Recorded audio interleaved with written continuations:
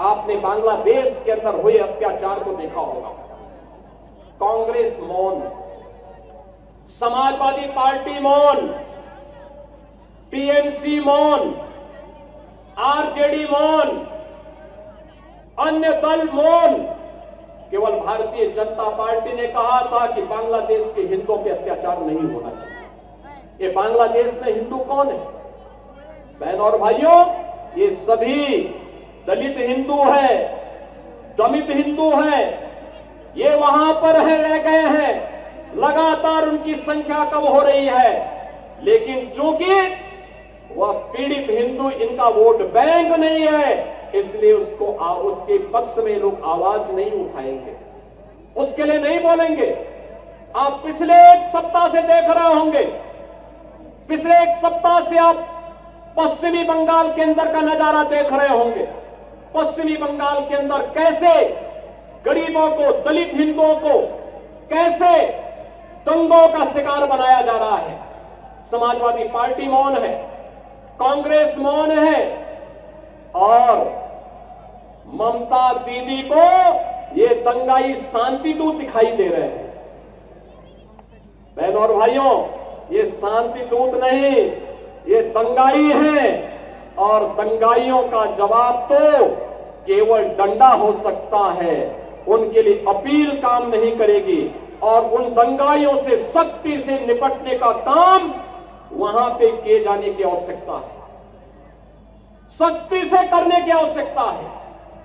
बहन और भाइयों, मैं आज आपसे यही कहने के लिए आया हूं आगरा में कि बाबा साहब का मिशन हर दलित, हर वंचित, हर गरीब को न्याय देने का रहा है। अन्याय चाहे वह बांग्लादेश के अंदर हो या पाकिस्तान के अंदर,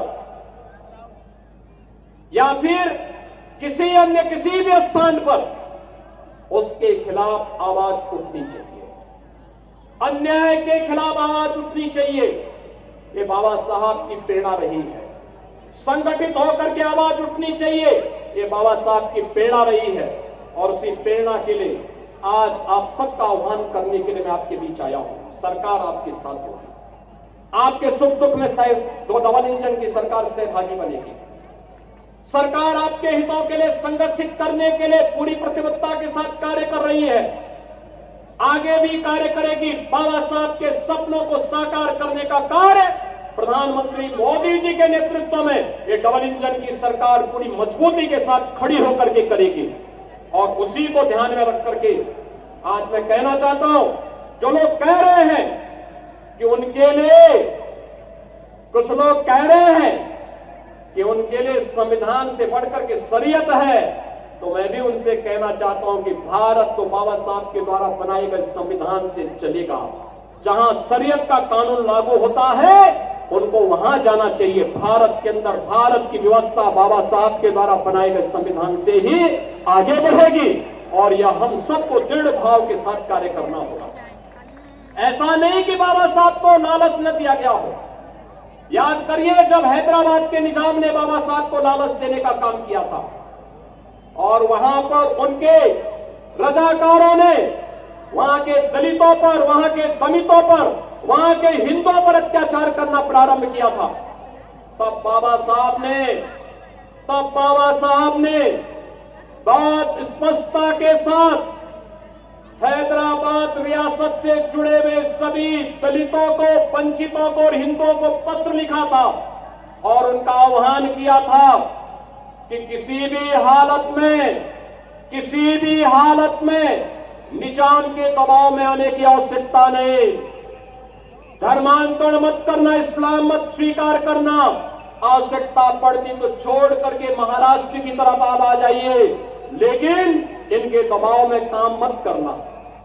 और बहनों और भाइयों, अंततः निजाम को भारत छोड़ करके भागना पड़ा। आज हैदराबाद रियासत भारत का हिस्सा बनी हुई है।